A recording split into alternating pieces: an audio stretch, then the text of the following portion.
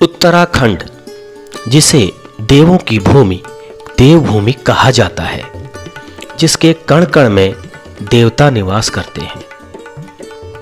यहाँ की पावन भूमि और प्रकृति प्रेम यहाँ की विशेषता है।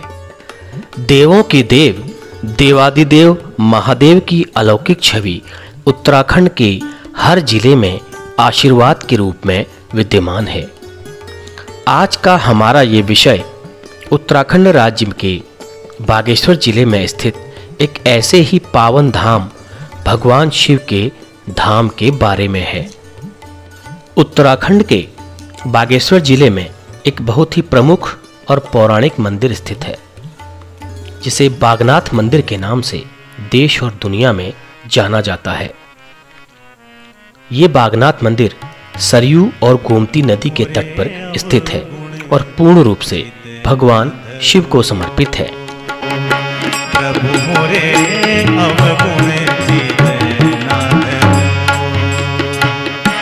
दाता मोरे अवगुण जितना धरो समदर्शी है नाम तिहारो चाहो तो पार करो प्रभु मोरे अवगुण जितना धरो। बागनाथ मंदिर कई मंदिरों का एक समूह है, जिसे 1602 ईस्वी में राजा लक्ष्मीचंद ने निर्मित करवाया था। लेकिन उससे पूर्व में बागनाथ मुख्य मंदिर की आधारशिला राजा भूदेव ने 6वीं से 9वीं शताब्दी के मध्य रख दी थी। यह मंदिर हमारे देश की एक मुख्य धार्मिक धरोहर के रूप में विद्यमान है। पौराणिक मान्यताओं के अनुसार यहाँ पर ऋषि मार्कंडेय ने भगवान शिव की घोर तपस्या की थी। इस तपस्या से प्रसन्न होकर भगवान शिव और माता सती ने बाघ और गाय के रूप में आकर अपनी इच्छा अनुसार वर मांगने का आशीर्वाद दिया था। शिव पुराण मानस खंड के अनुसार इस नगर को भगवान शिव के गण चंडीश ने शिव जी की इच्छा के अनुसार बसाया था। शिव के प्रिय गण चंडीश द्वारा बसाया गया नगर शिव जी को भा गया और उन्होंने इस नगर को उत्तर की काशी का नाम दिया।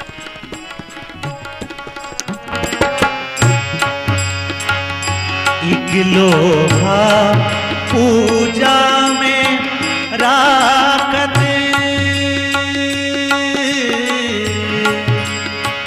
मबनीद निशानी पंपग मारे सा इगलोहा पूजा में राकत एक घरे। और अब हम बात करेंगे उस अखंड ध्वनि की जो कि युगों युगों से यहाँ जल रही है। माना जाता है कि यह ध्वनि यहाँ सतयुग से लगातार चल रही है। एक मान्यता यह भी है कि यह ध्वनि भगवान शिव और पार्वती के विवाह के समय से ही प्रचलित है। अखंड का अर्थ शाश्वत और ध्वनि का अर्थ दिव्य लौ है। इस ध्वनि का मुख्य स्थान चंपावत जिले से लगे नेपाल सीमा पर तल्ला देश में माना जाता है। इस अग्नि को आदि गुरु शंकराचार्य के एक परम शिष्य सन 1100 के आसपास यहाँ लेकर आए थे और उसके बाद उन्होंने यहाँ पर पंचदश नाम जूना अखाड़ा की स्थापना करके इस अग्नि को यहाँ पर स्थापित किया था। इस पवित्र अग्नि को शवदाह अथवा अंतिम संस्कार के लिए यहाँ पर हमेशा प्रयोग किया जाता रहा है। एक लकड़ी और ₹1 भेंट के आदान प्रदान के रूप में ये परंपरा यहाँ पर तब से चली आ रही है। माना जाता है कि इस अग्नि से मृत आत्मा को परम धाम में स्थान मिलता है, ऐसी मान्यता है।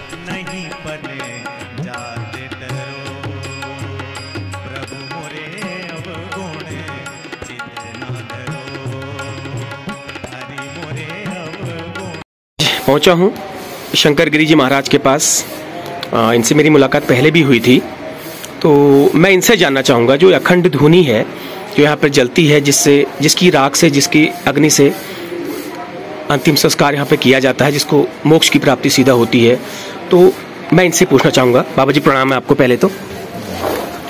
हाँ, तो थोड़ा सा मुझे जानकारी दीजिए, ये अखंड धुनी कब से यहाँ पर है, इसका क्या महत्व है, क्या इसकी महत्वता है, और ये कब से इसका प्रचलन कब से हुआ, यह हमें बताएं। ये अखंड ध्वनि एक आध्यात्म है। ये ज्योति जैसे अखंड ज्योत है, इसी प्रकार से अखंड ध्वनि है। यहाँ पर श्री पंचदशनाम जूना अखाड़ा आदि पुरुष शंकराचार्य जी जो हमारे संन्यास के निर्माण करता है, रचयिता है, संन्यास को आगे बढ़ाने के लिए उन्होंने संतों को अपना स्वरूप दिया है। वही संत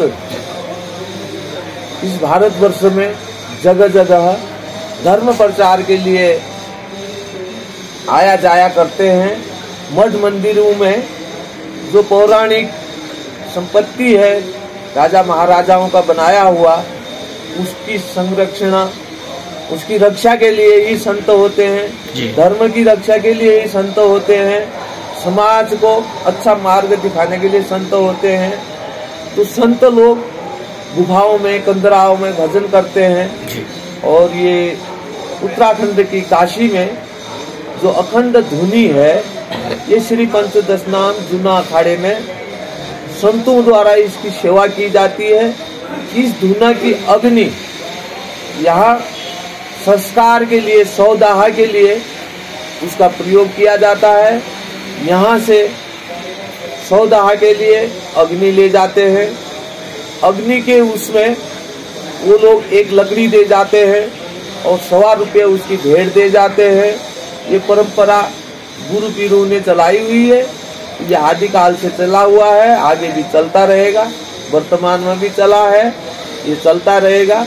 ये सनातन धर्म की एक सूत्र है जी, जिसकी रक्षा करना हमारा कर्तव्य है। देखिए, ये तो आस्था का विषय है। हिंदू धर्म में आस्था इस सबसे ऊपर है जी। इस अग्नि से मृत शरीर को दाह किया जाएगा। वो अनंत, वो परम पद के लिए स्वर्ग में अपना स्थान, विश्राम के लिए उसको शांति मिलेगी जी। इस अग्नि से या गौमूत्र से नवाया जाता है, गंगा जल से नवाया जाता है ना।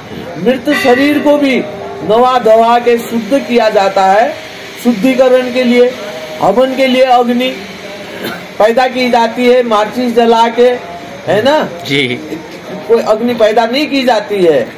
हाँ, ये है आपका पॉइंट। हाँ, तो ये अग्नि शुद्ध, इसकी पूजा होती है। इसको अग्नि चेतन किया जाता है। जब से चेतन है तब से अग्नि चेतन है ना जी। बहुत बहुत धन्यवाद। ये थे जूना अखाड़ा बागेश्वर के महंत श्री शंकर जी महाराज जी। इन्होंने मुझे पहले भी कुछ जानकारियाँ दी थी, लेकिन उस वक्त समय अभाव के कारण वो जानकारियाँ थोड़ा सा मेरे पास संरक्षित नहीं हो पाई थी। मैं आज दोबारा आया हूँ। मैं आपके चरणों में नमन करता हूँ। बहुत बहुत धन्यवाद। ऐसे ही अनगिनत धार्मिक मान्यताओं के चलते हमारा सनातन धर्म इस समूचे विश्व में सबसे विराट माना जाता है। इन परंपराओं की अगली कड़ी में मैं आपको ले चलूंगा एक ऐसे ही बड़े धाम में।